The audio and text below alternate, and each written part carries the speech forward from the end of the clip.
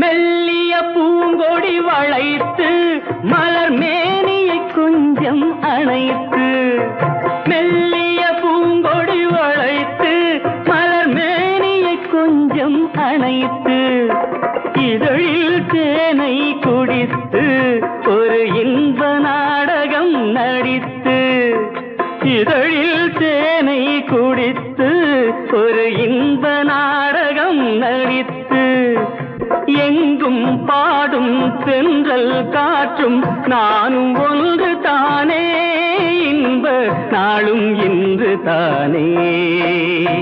பாடும்போது நான் தென்றல் காற்று, பருவ மங்கையோ தென்னங்கீற்று.